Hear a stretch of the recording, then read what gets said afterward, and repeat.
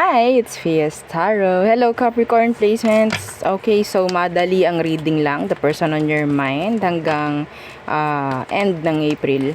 Okay, so check lang natin kung ano pa ba ang meron.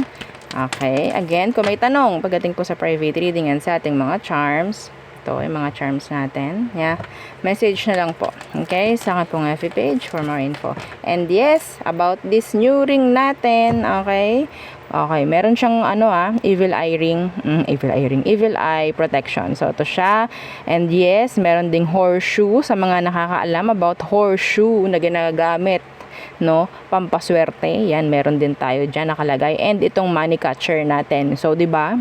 Lahata na sa isang ring lang. This is tawag dito, unisex. Okay, unisex po yan. And ito po ay adjustable. Okay, ganyan po ha. Yung kanyang design. Opo. Available din naman yung ating dati. Oo, yung dati nating ring na evil eye protection. Okay, so ganyan siya. Yan. Okay po. So, money catcher sa dulo, horseshoe, okay, and yung ating evil eye nandoon. Maliit lang. Oo. So, okay. So, ganyan po. Anyway, hindi naman pang ganyan yung ating camera. So, hindi mag-focus. The person on your mind. Capricorn. Who is this? Who is this? Mabilis ang reading lang. Read lang natin yung taong iniisip mo. Sino ba yan? Capricorn. The Nine of Wands. So, nagtatago sa'yo. Tinataguan ka, ina-avoid ka. Ha? Okay. Yeah. Uy, binlock ka nito. Binlock ka or ikaw yung nang block sa kanya. Pwedeng fire sign. Labanan ng ego to. Okay. Aries, Leo, Sag. So, there.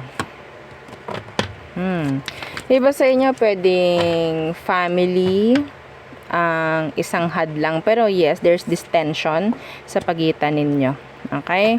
So, nag-a-avoid. Meron din ditong energy rin ng awkward. Hindi ko alam bakit ganyan. May naramdaman akong awkward feeling. Yan. So, let's see ano bang emosyon nito for you right now. Okay. The King of Wands in reverse. Could be a Sagittarius. King of Wands in reverse. Parang narinig ko na-outshine mo to.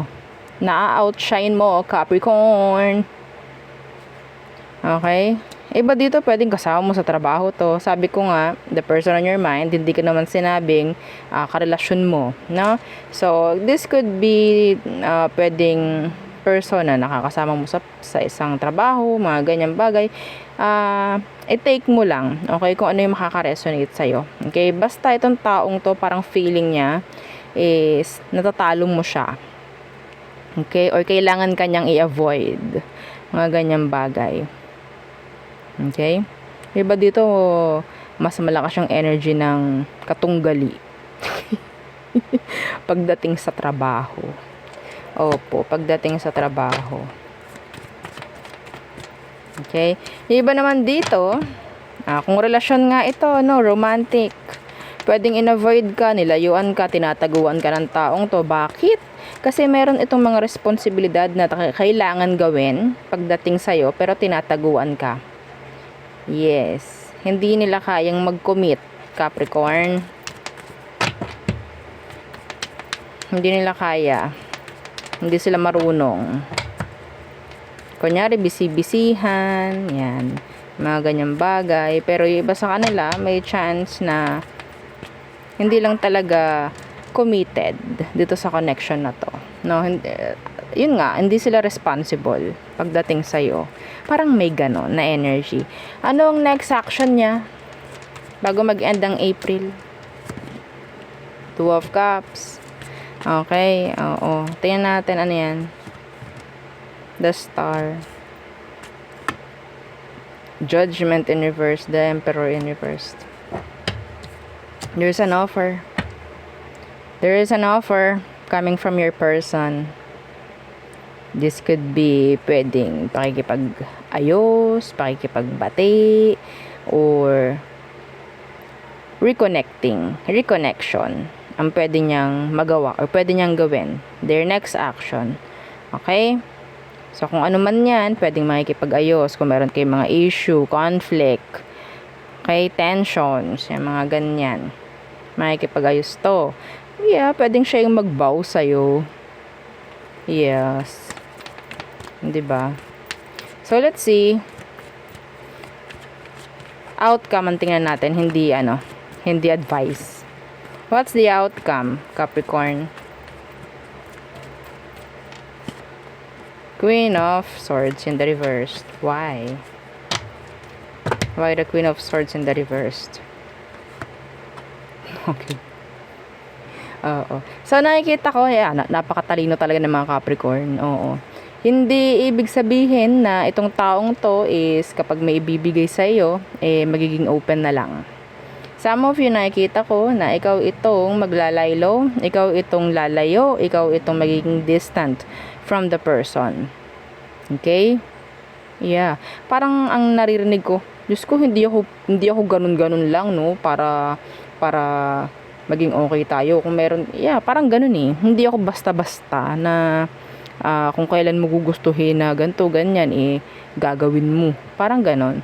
So, I think, pakikitaan mo itong taong to ng, sabihin nating pagmamatigas. Oo. And, ang nakikita ko matatakot sa'yo. Itong tao, matatakot sa'yo. Okay? That's good, I think. Yeah.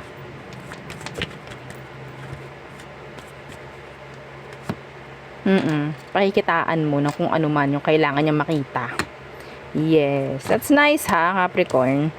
Good. Oo. Lalo na ha, kung sakali man na talagang may malaking naidulot sa iyo tong problema. No? Hindi mo basta-basta i-welcome with open arms. Okay. So, all signs are through Pisces. Aries through Pisces. Let's see. For all signs, zodiac sign you're dealing with or dealt with. For you, Capricorn. Aries, hindi pa sila healed. They're not ready na mag-forgive. Some of them, or I think, hindi lang sila like, ganun like, ready. Sandali lang.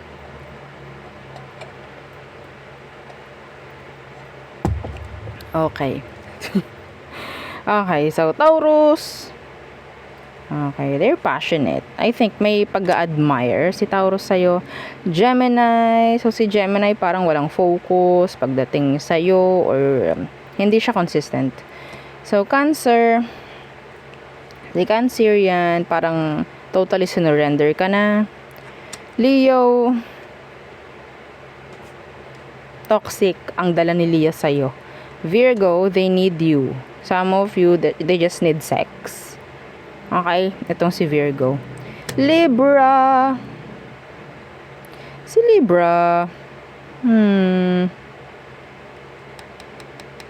Hindi sila totally ready. Okay, some of them, they're not ready. They're unstable, some of them. I'm hearing somebody's broke. Walang trabaho, mga ganyan. Scorpio. Hindi sila ready na mawala ka. Hindi sila ready na i-surrender kung anong meron. Sagittarius, meron kang maririnig, meron kang malalaman about Sag. Okay, so Capricorn, there's this jealousy.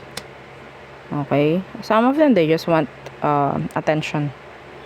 Okay, so Aquarius, they're going back. Some of them, they're still like choosing to stay. Pisces, there's separation here. Pero I think hindi pa kayo tapos ni Pisces. So there, yun ang aking reading for you, Capricorn placements. Again, please don't forget to like, share, and subscribe, and follow our FB page, and use ang ating YouTube channel na nasa description box below. Again, thank you. Goodbye.